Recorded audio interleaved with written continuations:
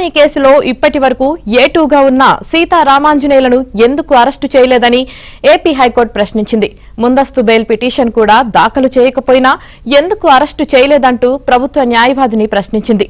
జత్వానీ కేసులో కాంతి రాణా, విశాల్ గున్ని ముందస్తు బెయిల్ పిటిషన్పై ఏపీ హైకోర్టులో విచారణ జరిగింది. ఈ సందర్భంగా న్యాయమూర్తి కీలక వ్యాఖ్యలు చేశారు.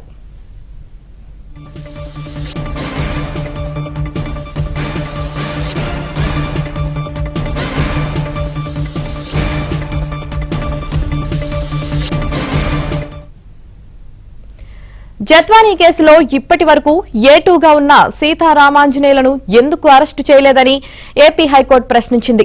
ముందస్తు బెయిల్ పిటిషన్ కూడా దాఖలు చేయకపోయినా ఎందుకు అరెస్టు చేయలేదంటూ ప్రభుత్వ న్యాయవాదిని ప్రశ్నించింది. జత్వానీ కేసులో కాంతి రాణా, విశాల్ గున్ని ముందస్తు బెయిల్ పిటిషన్పై ఏపీ హైకోర్టులో విచారణ జరిగింది. ఈ సందర్భంగా న్యాయమూర్తి కీలక వ్యాఖ్యలు చేశారు. ఇక దీనికి సంబంధించి పూర్తి సమాచారం మా ప్రతినిధి సత్య అందిస్తారు. సత్య,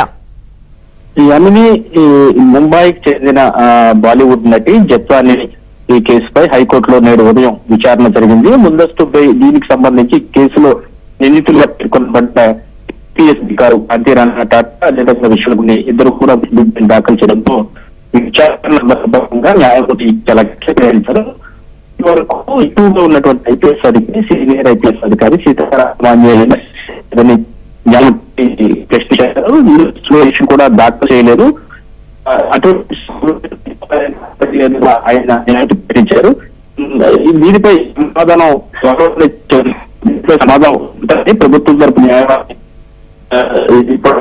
లంచ్ తర్వాత కూడా ప్రస్తుతం వాదనలు అయితే కొనసాగుతున్నాయి. వైసీపీ హయాంలో అధికారాన్ని చేసి ఎవరైతే బంధు గురించి